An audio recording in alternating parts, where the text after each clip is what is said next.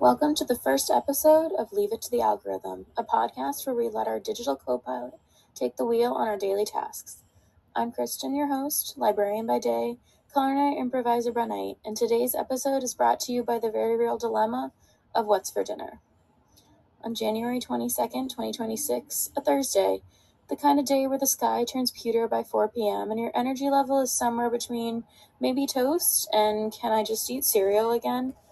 But I had cube steak in the fridge, a pantry full of odds and ends, and a craving for something warm and satisfying. So I did what any modern home cook might do. I asked the algorithm. I opened up my favorite AI companion and said, "What can I do with cube steak?" And just like that, the ideas started flowing. Country fried steak, steak sandwiches, mushroom gravy magic.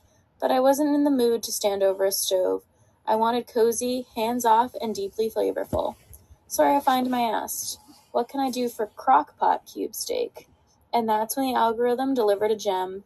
A slow-cooked barbecue garlic butter cube steak and veggie bake, built entirely from pantry staples. It was like it had peeked into my cabinets and picked out the perfect meal. Let me paint the picture. Here's what I had. Cube steak, barbecue sauce, soy sauce, Worcestershire sauce, garlic butter sauce, a spice rack heavy with garlic powder, chili powder, paprika, and seasoning salt, canned potatoes, frozen veggies, beef broth, and a bag of Mexican cheese blend. The algorithm took these ingredients and spun them into a recipe that felt like a warm blanket on a cold night. It even explained its logic.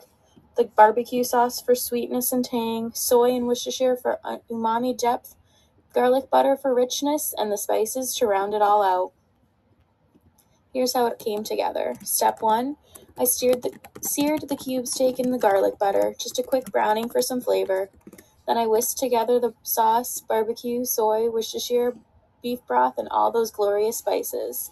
Step 3, I layered half the vegetables and canned potatoes into the bottom of the slow cooker, nestled the steaks on top, and poured the sauce over everything. Step 4, I topped it with the rest of the veggies and let it cook low and slow for 6 hours. 15 minutes before serving, I sprinkled on some cheese and let it melt into a golden, gooey finish. The result, a rich, savory, slightly sweet, deeply comforting dish that tasted like it had been simmering in a southern kitchen all day. There's something magical about letting go of the pressure to be inventive and letting your ingredients and your AI guide you. This wasn't just a meal, it was a moment.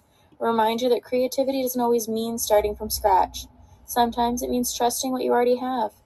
Plated with a side of crusty bread or a glass of red wine, curled up on the couch, and let the January chill melt away. What I love about this process is how collaborative it feels. I brought the ingredients, the mood, the craving. The algorithm brought the structure, the flavor, and the confidence. Together, we made something that felt both spontaneous and intentional. So if you're staring at your pantry tonight wondering what to make, try asking the algorithm. You might just discover your new favorite comfort food. If you enjoyed this culinary adventure, subscribe, leave a review, or check out my socials for more at Leave It to the Algorithm on Instagram. Let me know what recipes you've discovered through the algorithm. Until next time, keep your slow cooker close, your spices closer, and as always, leave it to the algorithm.